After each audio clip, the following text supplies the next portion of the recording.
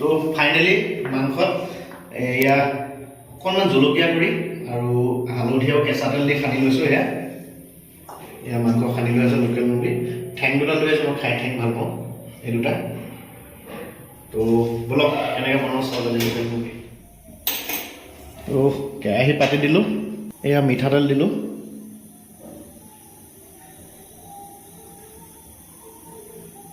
এতিয়া আমি তেলখিনি অলপ দেৰি গৰম হ'বলৈ দিম। তো ফাইনেলি আমাৰ তেল গৰম হৈ গ'ল।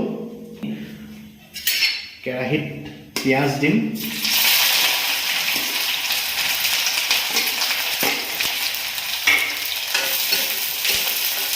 পিঁয়াজখিনি অকণমান ৰঙচুৱা হ'বলৈ দিম এতিয়া আমি, আৰু লগত দুটা শুকান জলকীয়া দিম। ফাইনেলি আমাৰ পিঁয়াজখিনি কিছু ৰঙচুৱা পৰিছে। আমি ইয়াতে দিম এতিয়া খুন্দি থোৱা আদা নহৰু। চিম্পুল প্ৰচেছ এইবিলাক।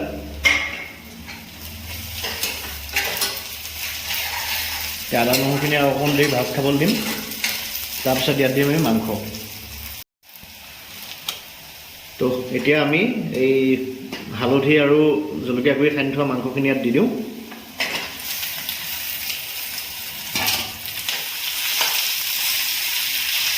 এতিয়া এনেকৈ অলপ দেৰি ভাজ খাবলৈ দিম মাংসখিনি। আপোনাৰ নিজৰ পৰিমাণ হিচাপে নিমখ দি দিব। মই নিমখ দিলোঁ।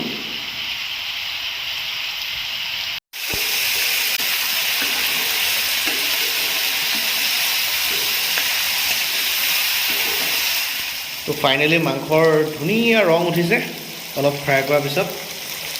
এয়া সুন্দৰ ৰং উঠিছে, আৰু মনটোৱে এইফালে আলু গুচাই আছে মাংসত দিবৰ বাবে। মনটো আলু গুচাই আছে মনটোৱে। এয়া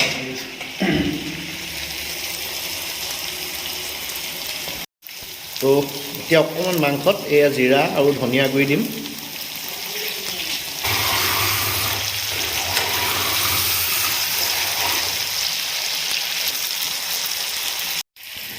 এতিয়া এই মাংসত আলু দি দিয়া হ'ল।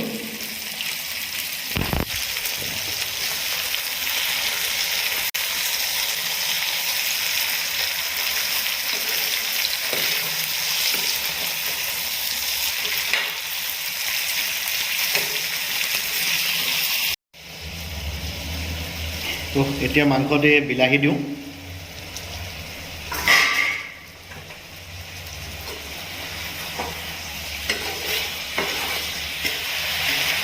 এতিয়া বিলাহীখিনি গলি যোৱালৈকে আমি অকণমান সময় ঢাক মাৰি দিম। তো ফাইনেলি আমি মাংসত এতিয়া পানী দিওঁ। গৰম পানী দি দিলোঁ, উতল আহি গ'ল। কেইটামান আমি কাটি থোৱা কেঁচা জলকীয়া। ঠাণ্ডা বতৰ যিহেতু জলকীয়াৰ প্ৰয়োজনটো অলপ বেছি হয়, জ্বলা হ'লে ভাল লাগে খাই। মাংসটো উতলি হৈ গৈছে। এতিয়া আমি খুন্দি থোৱা লং, ইলাচি, ডালচেনি এয়া অকণমান দি দিম, আৰু তাৰ লগত দি দিম ধনিয়া পাত দি দিম ইয়াতে কাটি। অলপ উতলিবলৈ দিলে ঠাৰিবোৰ ভালকৈ সিজি যায়।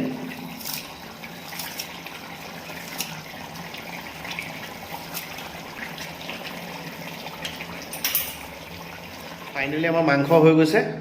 এয়া মাংস পূৰা খাব পৰা হৈ গৈছে। আৰু মনটোৱে এইফালে এই চাউল প্ৰেছাৰত ভৰাইছে। আৰু মনটো ভাত কেইটামান বেছিকৈ খাওঁ আকৌ দেই, বেছি খাওঁ। সি একেবাৰে মাটিত বাগৰি মেলি লৈছে। চাউল ধোৱা পৰ্ব চলি আছে।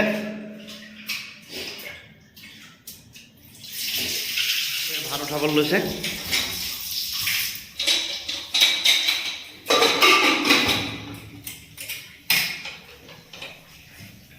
এইয়া ভাত উঠি গ'ল।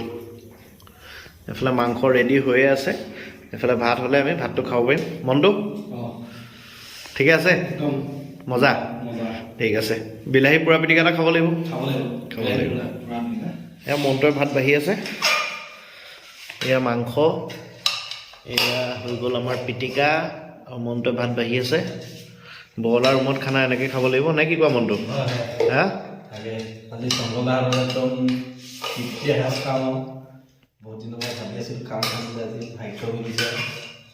ঠিকে আছে। এতিয়া আমি ভাতটো খাই লওঁ ধুনীয়াকৈ।